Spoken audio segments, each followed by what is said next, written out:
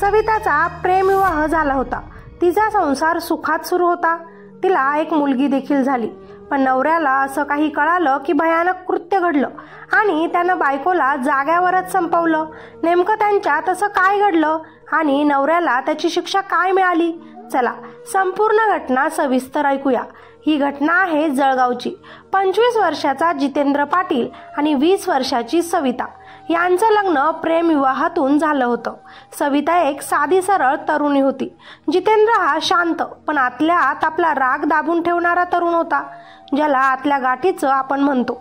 सविता आणि जितेंद्र दोघंही एकमेकांच्या प्रेमात अखंड बुडाले होते, म्हणून त्यांनी कुटुंबाने विरोध केला होता तरीही स्वतःच्या मर्जीनं लग्न केले। त्यांच्या या निर्णयामुळे त्यांच्या घरच्यांच्या नजरेत त्यांच्यासाठी तणाव निर्माण झाला होता, पण तरीही यांच्या संसारात पहिले काही महिने प्रेम आणि आनंद भरभरून होता।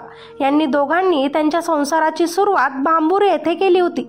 संसार मात्र सुखाचा वाटत होता, पण जितेंद्राच्या मनात हळूहळू सविताच्या चारित्र्यावर संशय उगम पाहू लागला। सविता मात्र तिच्या स्वभावानुसार गोड बोलणारी तरुणी होती।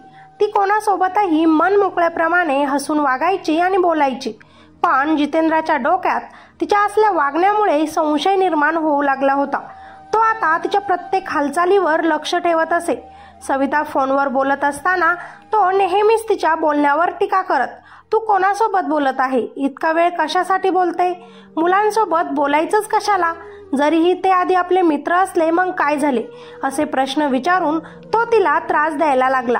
आता त्यांचे लग्न होऊन 1.5 वर्ष झाले होते, पण या काळामध्ये जितेंद्राच्या मनातील संशय आपल्या बायकोबद्दल वाढत गेला आणि त्यांच्यात तणाव निर्माण झाला आणि जितेंद्राने त्याच्या गोंडस छोट्या मुलीला त्याच्या आईवडिलांकडे ठेवण्याचा निर्णय घेतला आणि एका नवीन फ्लॅटमध्ये राहायला जाण्याचा निर्णय घेतला आणि एका ठिकाणी अपार्टमेंटमध्ये ते राहायला देखील गेले। नवीन ठिकाणी आपल्या संसाराची सुरुवात आनंदी होईल, जितेंद्र आपल्याला समजून घेईल अशी आशा सविताने मनाशी केली होती, कारण तिचे कुणासोबतही बाहेर संबंध नव्हते।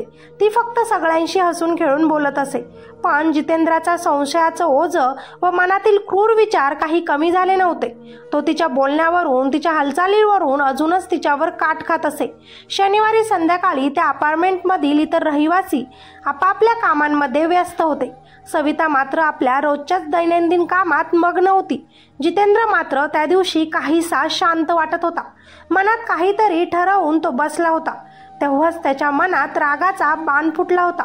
तो अचानकच उठून बायकोला रागावून ओरडून विचारत होता की तू मला खरं खरं सांगशील किंवा नाही?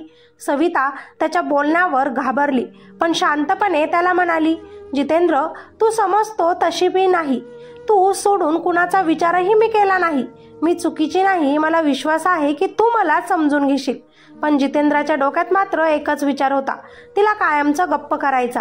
तिचे बोलणेही त्याला जड वाटू लागलं होतं। तो रागातच उठला।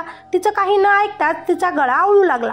तिनं स्वतःला वाचवण्याचा प्रयत्न केला, पण पुरुषाच्या ताकदीपुढे तिला काही करता आले नाही आणि काही क्षणात ती जमिनीवर कोसळली। तिच्या डोळ्यांमधून निघालेल्या पाण्यानं सुद्धा जितेंद्रचा राग कमी होऊ शकला नव्हता।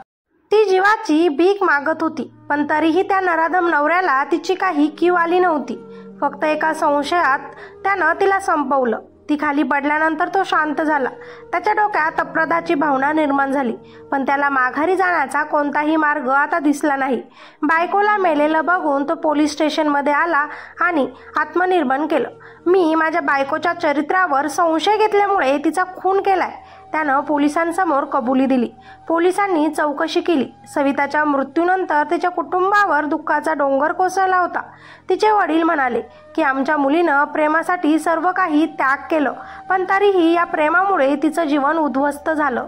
तिच्यावर असा अन्याय होईल असं स्वप्नातही वाटलं नव्हतं। सविताच्या आईनं मात्र पोलीस स्टेशन समोर हंबरडा फोडला। माझ्या मुलीचं स्वप्न आता पूर्ण होणार नाही, ती आई रडत रडत म्हणाली। ही घटना समाजाला एकच महत्त्वाचा संदेश देते, प्रेमविवाह असो किंवा अरेंज मॅरेज असो, विश्वासाशिवाय कोणतंही नातं टिकत नसतं। संशय जर असेल तर ते नातं तिथेच संपतं आणि त्याचा परिणाम सवितासारख्या निष्पाप महिलाच्या आयुष्यांवर होतो। मुलींना देखील स्पष्टपणे बोलण्याचा अधिकार आहे। पण अनेकदा असे अहंकारी पुरुष त्यांचा स्वीकार करत नाहीत.